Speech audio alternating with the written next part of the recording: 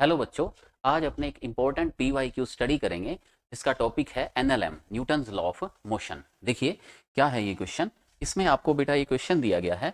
इसमें आपको inclined plane दिए गए हैं जो स्मूथ है यानी कि फ्रिक्शन लेस प्लेन है, जिनका एंगल 60 डिग्री है फर्स्ट केस में।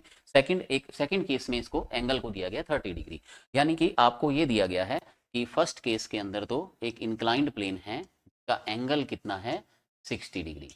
इसके ऊपर यू वेलोसिटी से एक मास को शॉर्ट किया जाता है, तो ये x1 डिस्टेंस तक इसके ऊपर राइज करता है। ठीक है, x1 डिस्टेंस तक इसके ऊपर ये ट्रेवल करता है जब इसको u वेलोसिटी से शॉर्ट किया जाता है। फिर सेम वेलोसिटी से 30 डिग्री वाले इंक्लाइंड प्लेन के ऊपर, यानी कि दूसरा इंक्लाइंड प्लेन है जिसका एंगल बेटा 30 डिग्री है, इसके ऊपर भी u वेलोसिटी से ही इसको शॉर्ट किया जाता है, तो ये x2 डिस्टेंस कवर करता है। तो x1 और x2 का रेशो क्या होगा। ठीक है बेटा, ये तो हुआ हमारा क्वेश्चन।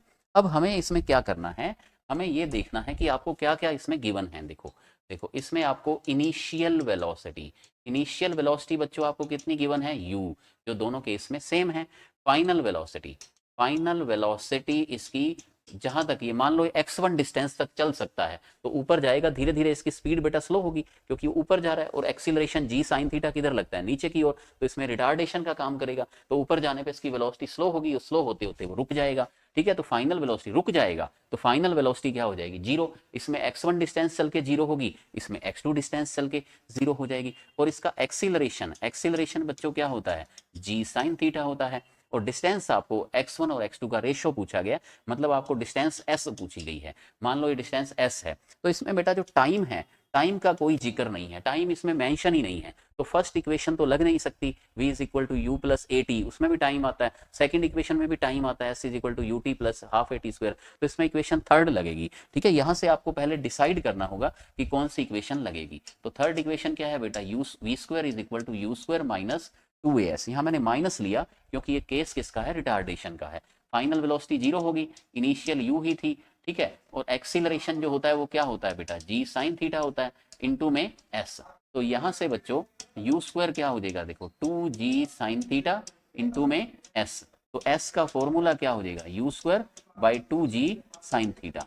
अब इसमें बच्चों आप ये चीज देखो कि इसमें u भी कांस्टेंट है, 2 भी कांस्टेंट है, g भी कांस्टेंट है, तो s सिर्फ किस पे ऊपर डिपेंड करेगी, साइन थीटा के ऊपर। तो इसका मीनिंग ये हुआ कि s1 बाई s2 क्या हो जाएगा, sine theta 2 by sine theta 1।